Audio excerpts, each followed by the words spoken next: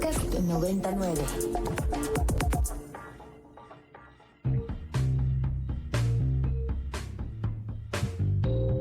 Desde el estudio B de Ibero 90.9, esto es Control de Cambios, una producción de Ibero 90.9 y la revista Nexos. Mi nombre es Valeria Villalobos Guizar.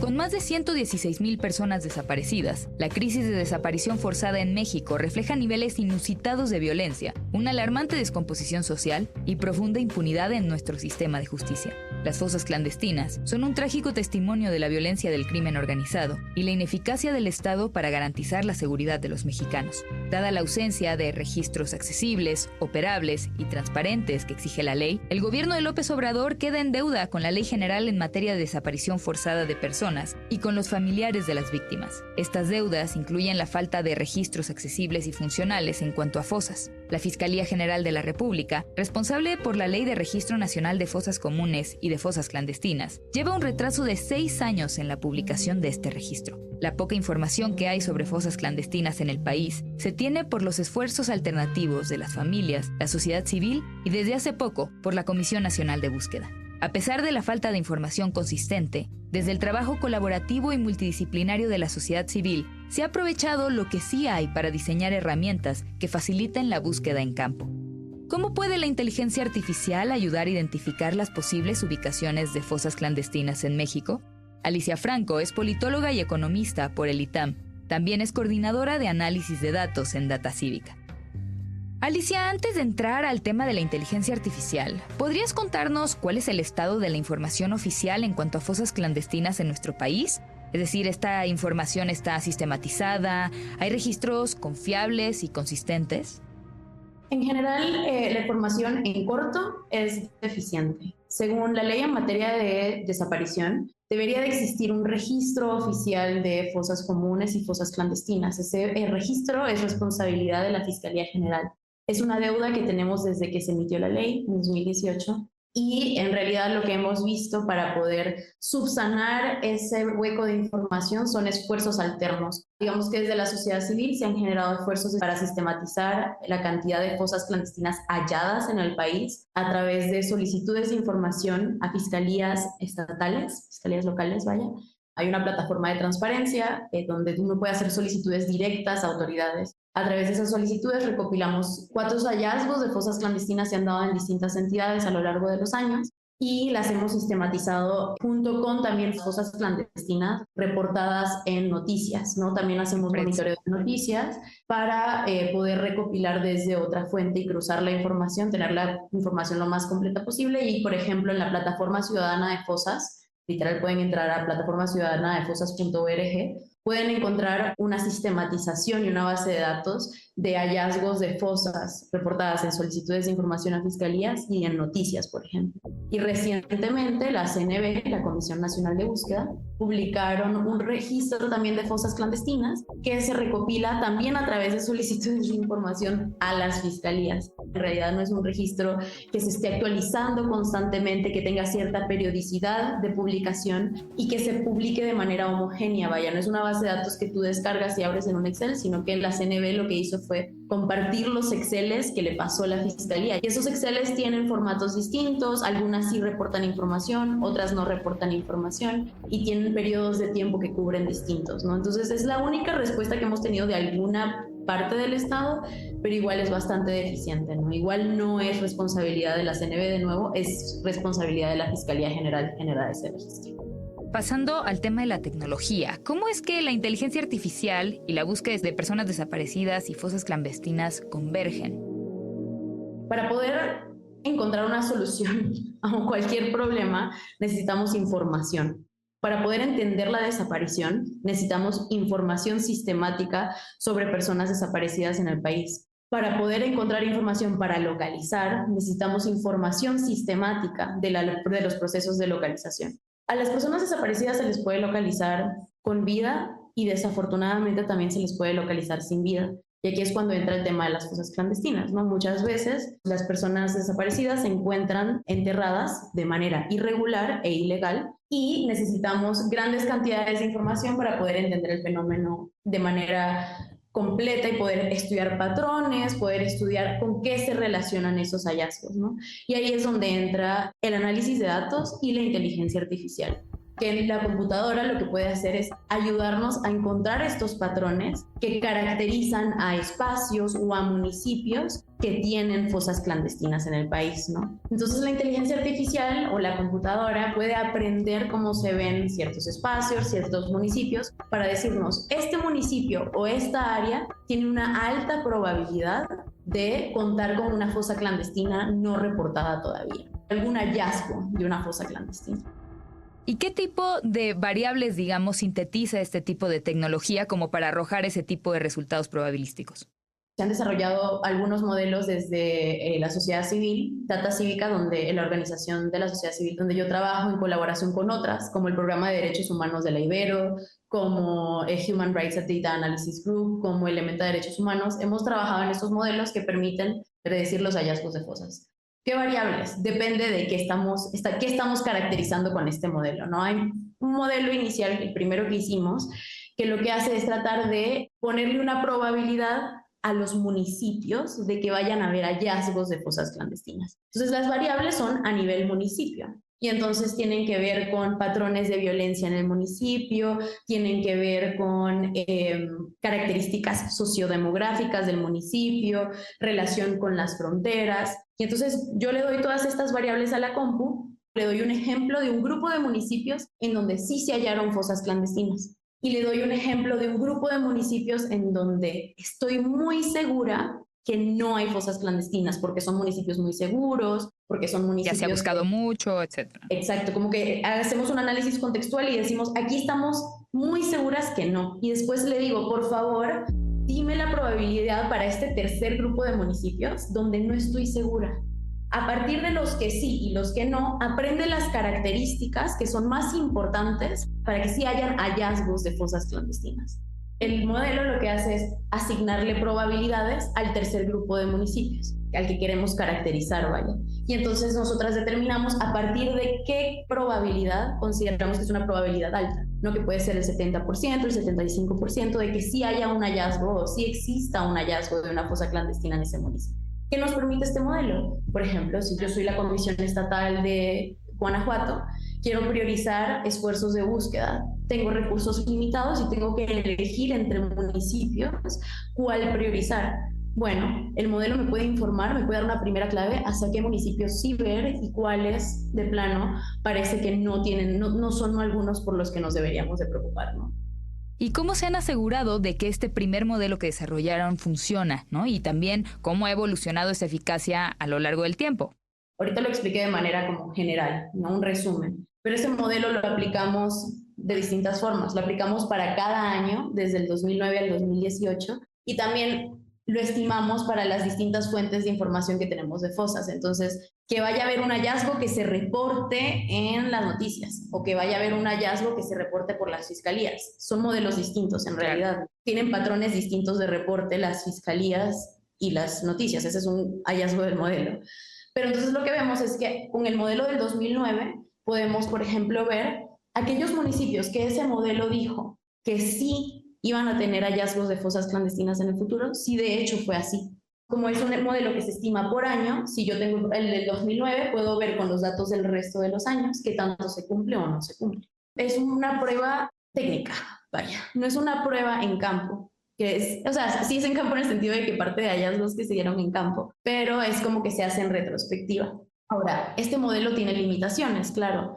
Digamos, Baja California es una entidad federativa cuyos municipios tienen un tamaño promedio de más de 11,000 kilómetros cuadrados. Digamos que yo pudiera priorizar entre los municipios de Baja California y digo, voy a priorizar Mexicali, pues sigue siendo un espacio enorme, ¿no? Claro, sí, no, y además, pues si no lanza información específica y súper, digamos, delimitada, pues de todos modos tienes que buscar 11,000 kilómetros. Exacto, es demasiado amplio y justo esa es la limitación principal de ese modelo inicial y la razón por la que desarrollamos un segundo modelo. Justo quería preguntarte cómo funciona ese segundo y cómo, digamos, se correlaciona con el primero, qué mejoras hubo o si de plano cambiaron de metodología y del tipo de información con el que se nutre. es bastante distinto.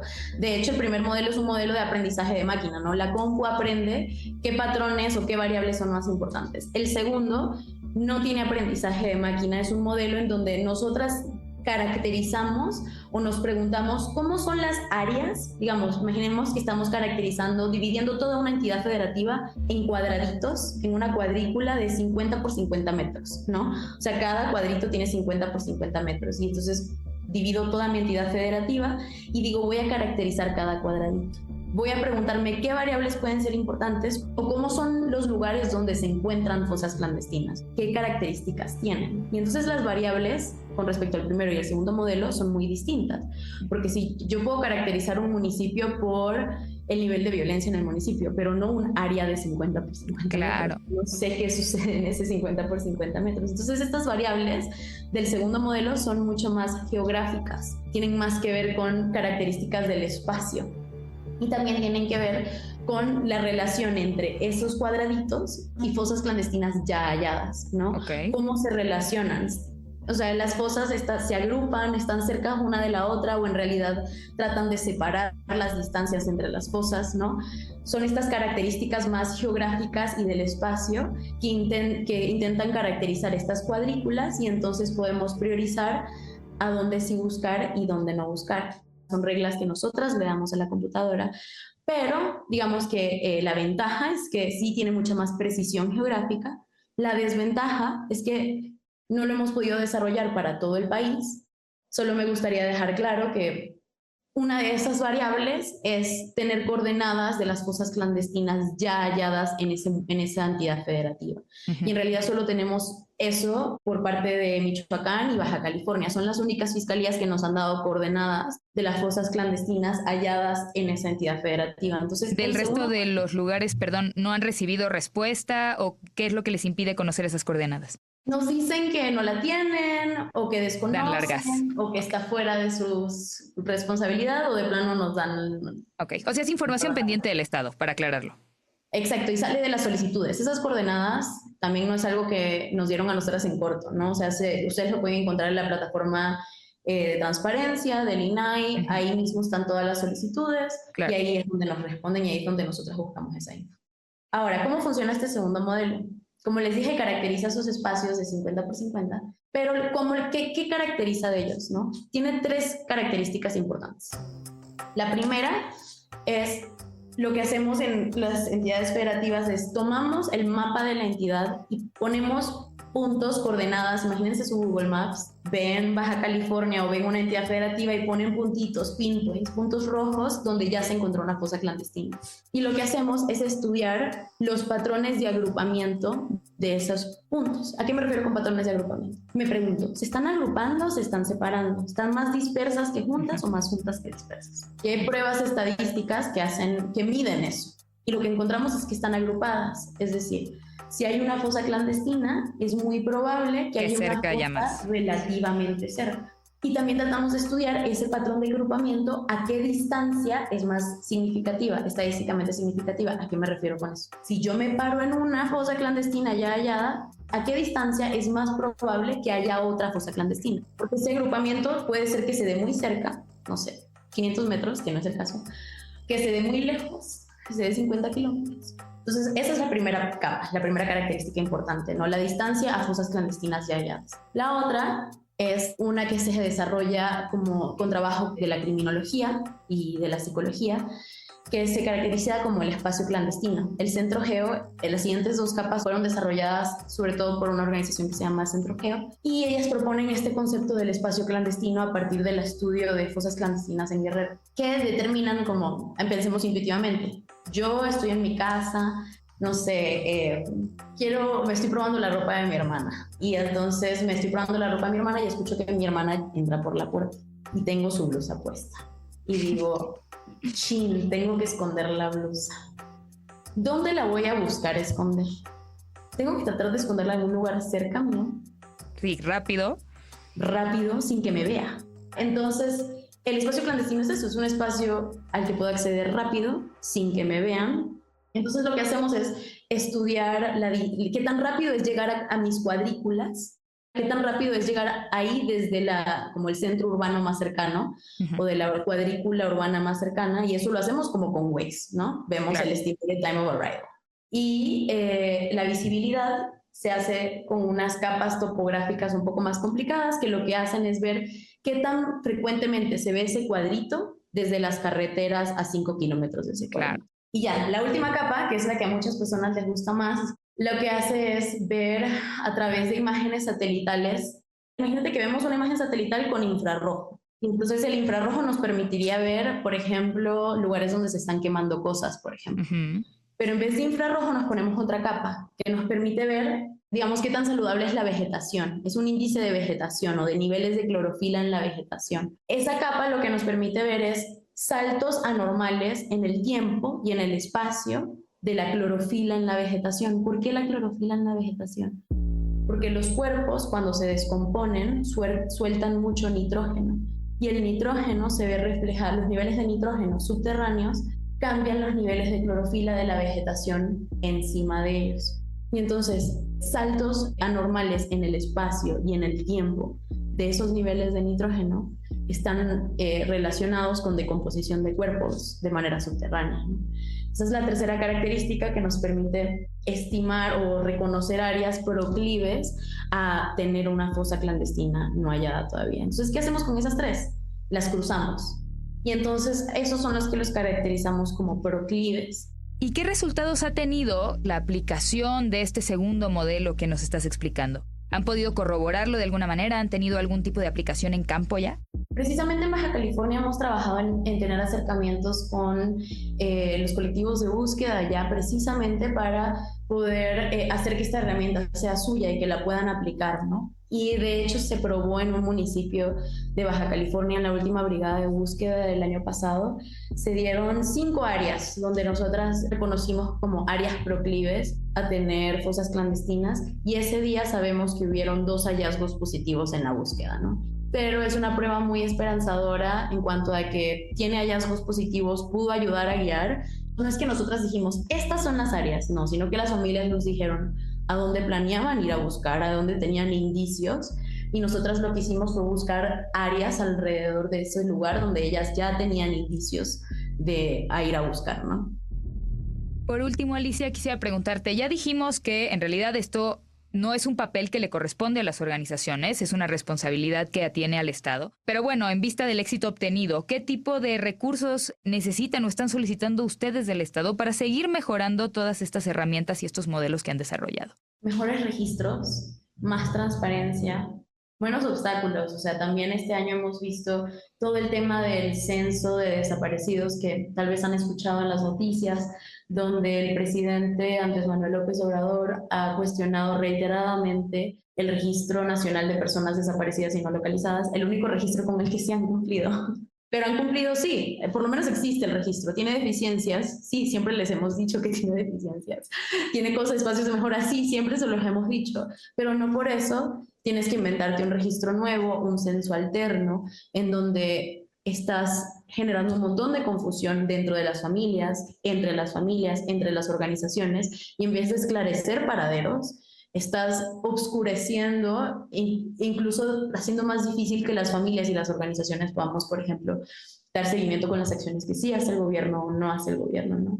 También creo que consideramos desde la sociedad civil que la colaboración primero con los familiares es indispensable para generar políticas públicas que les den a ellas claridad, que les permiten dar a todos los familiares los elementos necesarios para que se busque a su persona desaparecida, y de la misma manera que también hayan espacios de colaboración con el resto de la sociedad civil, ¿no? Porque esas son herramientas que con la información que sí cuenta el Estado pero no hace pública, podrían tener un alcance mucho más amplio, ¿no?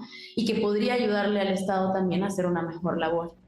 También hay mucha tensión, bueno, no sé si diría que hay mucha tensión, pero también, o sea, estos espacios de diálogo interinstitucional, Estado, familiares, organizaciones de la sociedad civil, son muy importantes para poder generar soluciones.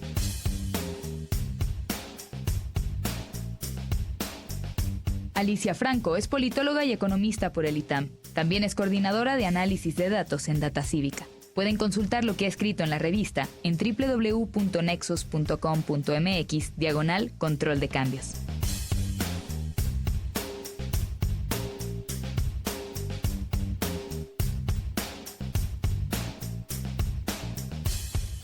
Entre el 6 y el 9 de junio, los ciudadanos de los países de la Unión Europea votaron para renovar la composición del Parlamento Europeo. Estas elecciones se dieron en medio de un ambiente de polarización política y fragilidad económica que deja a la Unión en una posición difícil para enfrentar grandes retos globales, como el cambio climático, la migración o los conflictos armados. Aunque las derechas euroescépticas y ultranacionalistas ganaron espacio, la tan temida ola de la derecha radical pudo mantenerse a raya gracias a que los grupos de centro lograron resistir. Pero ¿qué consecuencias tendrá la nueva composición del Parlamento Europeo, tanto a nivel de las políticas nacionales como transnacionales? ¿Cómo afectarán los resultados la definición de los puestos más importantes de la Unión Europea que se tienen que negociar este año? Lorena Ruano es profesora asociada en la Universidad Carlos III de Madrid. Lorena, para quienes no están al tanto de lo acontecido, ¿podrías sintetizarnos cuáles fueron los resultados de las votaciones para la renovación del Parlamento Europeo? Bueno, hay como dos noticias, ¿no? La buena es que los grupos de centro, es decir, los socialistas, los liberales y el centro derecha, se mantuvieron. Perdieron 10 escaños en total, pero entre todos ellos mantienen juntos una mayoría absoluta, es decir, la mitad más uno de los eurodiputados. La mala noticia es que los partidos de derecha euroescéptica y ultranacionalista ganaron espacios importantes, más de 42 asientos, y eso sobre todo se los ganaron a los partidos verdes y a los liberales, que perdieron 20 y 18 asientos respectivamente. Entonces sí vemos un avance importante de las varias derechas radicales en Europa. Pero bueno, se mantiene muy escuetamente la mayoría de centro. ¿Qué tipo de factores evitaron que se materializara por completo una victoria más avasalladora de la derecha como la que se esperaba? Lo que pasa es que en cada país vimos resultados muy diferentes. En Dinamarca y en Suecia, donde gobiernan los partidos de extrema derecha, son parte de la coalición gobernante, les fue peor de lo que se esperaban. Ahí no consiguieron tantos eurodiputados, no lograron avanzar. Incluso en Hungría, el partido de Viktor Orbán, que es uno de los partidos más grandes en estos grupos, también perdieron, o sea, fueron los peores resultados electorales que ha obtenido ese partido que se llama Fidesz desde que llegó al poder. Ha cambiado mucho porque, claro, eso se compensa porque, por ejemplo, en Francia, pues vimos que el Rassemblement National, el reagrupamiento nacional de la extrema derecha, sí tuvo una victoria muy contundente, con más de un tercio de los votos. Entonces, bueno, al final, sobre todo en Europa nórdica y en España también, hay que decir, no avanzaron más de lo que ya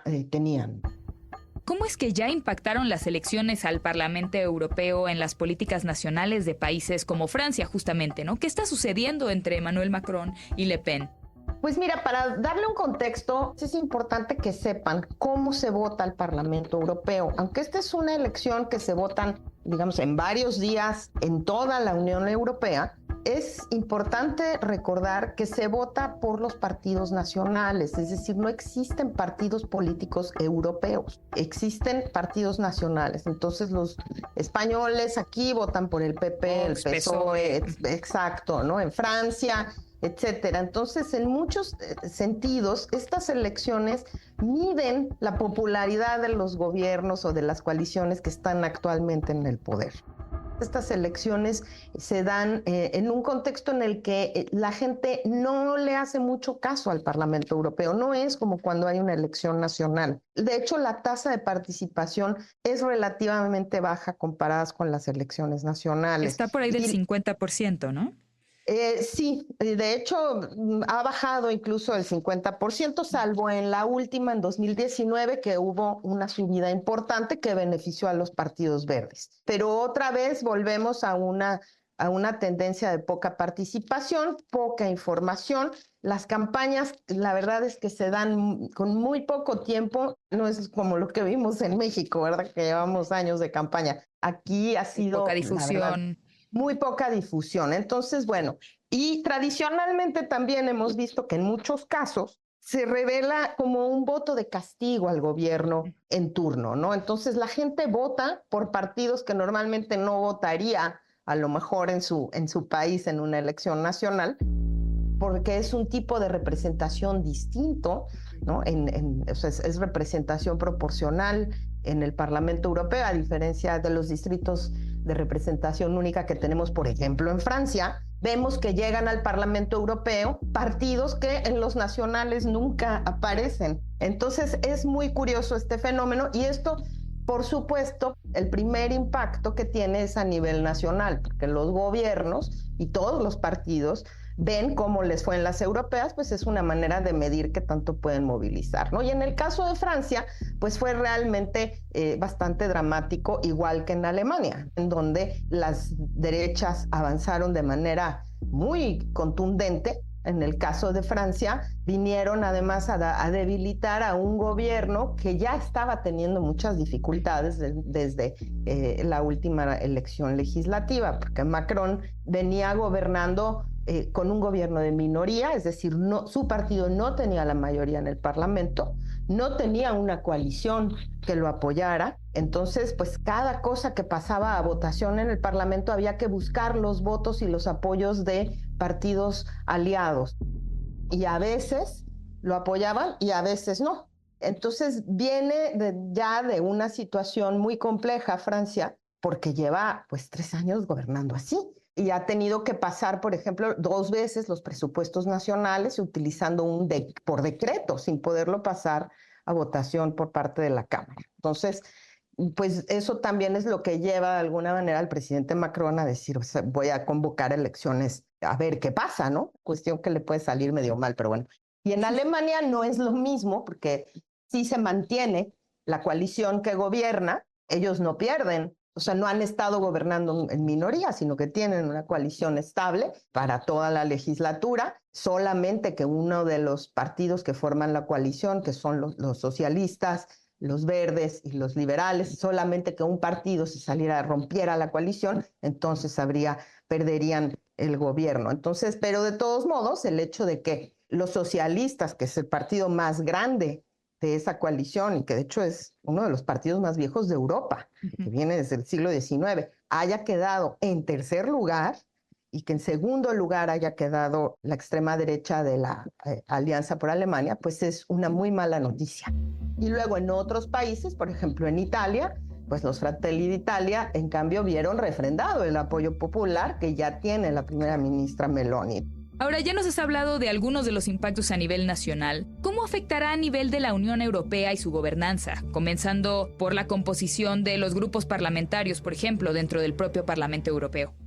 De momento se tienen que ir organizando, todavía sigue habiendo negociaciones entre los distintos partidos, sobre todo estos nuevos colores, sombras de derecha que han llegado, que muchas veces es la primera vez que acceden al Parlamento y no tienen un grupo parlamentario. Una vez que la gente vota por su partido nacional, una vez que llegan al Parlamento Europeo, se agrupan en lo que se llaman grupos parlamentarios, que es lo que conocemos normalmente como partidos europeos. Entonces, hay algunos muy estables, ¿no? El centro derecha, que se le conoce por sus siglas en inglés como el EPP, ese creció, es el que le fue mejor, ¿no? Es la bancada más grande y es probablemente la que va a definir muchas de las decisiones de a quiénes le van a nombrar en la Comisión Europea y otros puestos, pero también va a ser necesario que la Comisión cuente con este gran grupo de centro derecha a su favor.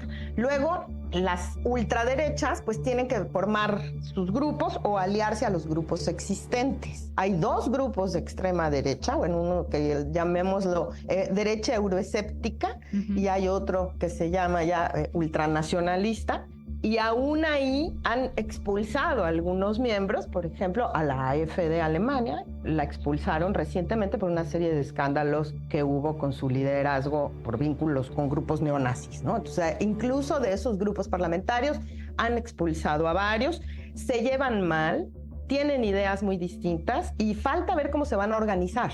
Los polacos no les gusta Bruselas y en cambio, por ejemplo, el partido de Meloni en Italia ha sido bastante colaborativo con Bruselas. Entonces sí hay como muchas cuestiones que los dividen y el peligro podría ser que se unan y que armen un gran bloque, pero yo creo que eso no va a pasar. Todavía lo están negociando. Entonces falta ver esa composición, aunque pues está más o menos garantizada la mayoría para que se reelija a von der Leyen, que es la presidenta de la Comisión. Una vez que von der Leyen quede, digamos, ratificada por una mayoría del Parlamento, es decir, la mitad más uno, ella propone a una serie de comisarios, uno que venga de cada país, para formar toda la nueva comisión. Y bueno, ahí también cada uno de ellos tendrá que ser ratificado por el Parlamento después de una audiencia. Entonces yo creo que ese proceso va a ser bastante complicado. O sea, todavía no podríamos tener más o menos claridad de justo cómo van a definirse pues los varios puestos de liderazgo fundamentales para la Unión que se deciden este año, ¿no? Como la presidencia de la Comisión Europea o los titulares de la presidencia del Consejo Europeo. ¿Tenemos ya información suficiente como para saber hacia dónde se van a dirigir esos nombramientos? Ya hubo una reunión de jefes de Estado y de Gobierno en donde decidieron que sea von der Leyen la presidenta de la Comisión y decidieron darle a António Costa, ex primer ministro de Portugal, que él sea el presidente del Consejo de la Unión Europea. Ese consejo, ¿qué es? Pues es donde se sientan todos los líderes. Son las reuniones que tienen los líderes cada 3 meses o más de la Unión Europea. Ese va a un socialista porque es el segundo grupo más importante después del centro derecha. Y también ya está decidido que le van a dar el puesto de representante de la política exterior a una primera ministra de un país báltico. Kallas se llama, la señora. Y entonces, bueno, esos 3 ya están propuestos por el Consejo, pero tienen que ser sometidos a votación del Parlamento. Y eso yo creo que sí puede pasar. El problema es que esos grupos parlamentarios luego no son muy disciplinados. O sea, podría haber algunos de centro derecha que no estén de acuerdo con algún nombramiento y como es muy estrecha la mayoría, puede haber sustos. Eso es lo que pasa, que luego a lo mejor a los socialistas, por ejemplo, el grupo de los socialistas ya dijo que no habrá ningún acuerdo ni van a ratificar a ningún nombramiento de alguna persona que venga de los grupos de ultraderecha. Ahí, por ejemplo, se va a poner interesante. Por último, Lorena, ¿ya tenemos información suficiente como para saber cuál va a ser el rumbo que va a tomar la Unión Europea y las consecuencias que su agenda pueda tener para México? ¿O en qué deberíamos estar poniendo atención? Mira, yo creo que sí tenemos algunos indicios de cómo va a estar la cosa.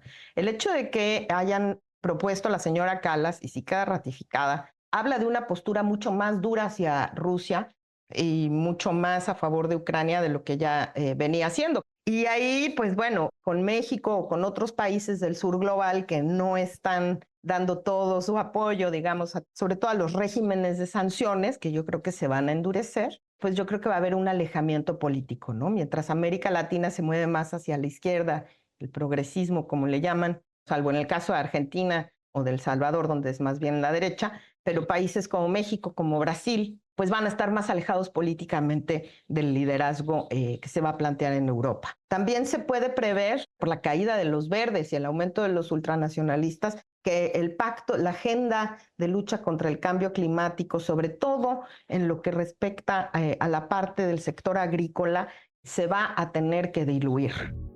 Y esto en un momento dado podría ser beneficioso para México en un sentido, en el sentido de que no nos pidan normas tan estrictas o no nos impongan normas muy estrictas para exportar a la Unión Europea en términos de cumplir con ciertas normas de respeto al medio ambiente. Pero por otro lado, es también muy posible que veamos mayor proteccionismo comercial en general. O sea, están ganando las fuerzas que están en contra de la globalización y que están a favor del nacionalismo y de proteger la economía e intervenir en la economía. Entonces, ahí yo creo que nos vamos a enfrentar pues, a una Unión Europea más a la derecha, más enfrentada a Rusia y más encerrada en sí misma en términos comerciales y en términos de inversión. Y también creo que bajará el presupuesto de cooperación internacional, que al final pues son programas que afectan a América Latina, África, Asia, etcétera.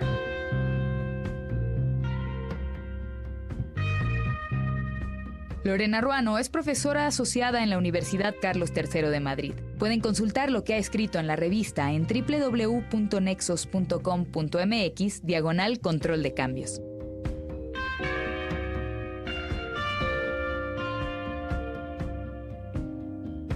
Muchas gracias por escuchar Control de Cambios, una producción de Ibero 90.9 y la revista Nexos. El guión de este episodio es de Melissa Casab y Valeria Villalobos Guizar.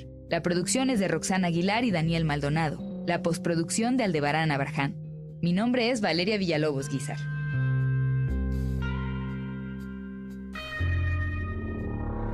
Para más contenidos como este, descarga nuestra aplicación disponible para Android y iOS o visita ibero909.fm.